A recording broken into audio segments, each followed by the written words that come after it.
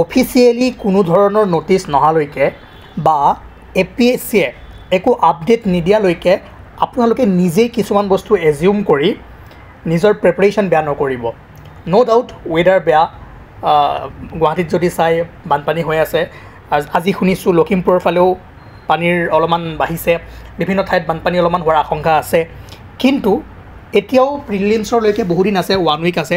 এসপ্তাহৰ ভিতৰত বতৰ ভাল হৈ যাবও পাৰে আৰু সকলোৱে প্ৰে কৰক ভগৱানক যাতে আৰু বৰষুণ নহয়, ঠিক আছে। কাৰণ পৰীক্ষা যদি পিছুৱাই যায়, পষ্টপন হয়, লাহে লাহে বাৰিষা বাঢ়ি যাব আৰু কেতিয়া হয় তাৰ কোনো ঠিকনা নাই। আৰু এনেকুৱা কোনো নটিচ ওলোৱাই নাই। আপোনালোকে যিসকলে সুধি আছে, মেছেজ কৰি আছে বা নিজৰ মাজতে এই কথাবোৰ ভাবি আছে, আপোনালোকৰ প্ৰিপাৰেশ্যন কি হৈ আছে? বেয়া হৈ আছে। জাষ্ট পঢ়ি থাকক। কিবা যদি হয়, কিবা যদি এনেকুৱা নটিচ আহে বা আপডেট আহে, সকলোৱে গম পাব। আৰু অফিচিয়েলি একো নোলোৱালৈকে আপোনালোকে একো এজিউম নকৰিব। 8 তাৰিখে প্ৰিলিমছ আৰামছে হ'ব, ঠিক আছে। আৰু এনেকুৱা সমস্যা হৈ থাকিলে নিশ্চয় তেওঁলোকে কিবা নহয় কিবা এটা উপায় উলিয়াব বা পৰীক্ষা পিছুৱাই দিব পাৰে।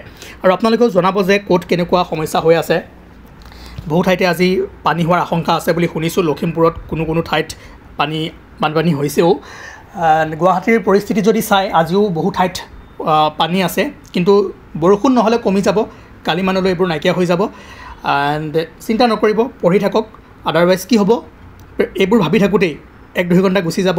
আৰু আপোনাৰ অপজিশ্যনত যিবোৰ আছে বা আপোনাৰ লগত যিবোৰে প্ৰিপাৰেশ্যন কৰি আছে, তেওঁলোকে কিন্তু পঢ়ি আছে, ঠিক আছে। গতিকে আমি ৰিভিজন ছিৰিজ দি থৈ দিছোঁ KS GS আছামত, সেইবোৰ চাওকগৈ। PYQ ইম্পৰ্টেণ্ট MCQ কৰাই আছোঁ, এইবোৰ কৰকগৈ। প্ৰিলিমছৰ কাৰণে আপোনালোকৰ বহুখিনি হেল্প হ'ব। আৰু লগতে কিবা ডাউট থাকিলে কণ্টেক্ট কৰিব, PDF লাগিলে আমাক কণ্টেক্ট কৰিব। এণ্ড প্ৰে কৰক যাতে বৰষুণ নহওক, বতৰ ভাল হওক, ৰ'দ দিয়ক আৰু ভালে কুশলে পৰীক্ষাটো হৈ যাওক, ঠিক আছে। এণ্ড আকৌ মই কৈছোঁ, আপোনালোকে ভুৱা বাতৰি বা নিজেই কিছুমান বস্তু এজিউম কৰি নচলিব।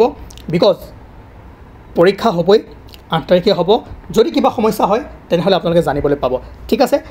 আৰু মোক জনাব ক'ত কেনেকুৱা সমস্যা হৈ আছে বিভিন্ন ঠাইত। কাৰণ প্ৰিলিমছটো অকল গুৱাহাটীতে নহয়, বহু ঠাইতে হ'ব, বহুকেইখন চহৰত হ'ব। গতিকে সেইবোৰ ঠাইত কেনেকুৱা কি সমস্যা, সেইবোৰো চাই চিতি ল'ব লাগিব। বৰাক ভেলীটো কি হৈ আছে সেইবোৰ চাব। গতিকে আপোনালোকৰ এইবোৰ মাথা মৰাৰ কাম নহয়, এইবোৰ APSCয়ে মাথা মাৰিব। গতিকে আপোনালোকে যিমান পাৰে পঢ়ক, ৰিভাইজ কৰক। KS GS আছামে আপোনালোকক যিবোৰ বস্তু দি আছে এবাৰ পঢ়িবলৈ ট্ৰাই কৰক। Thank U.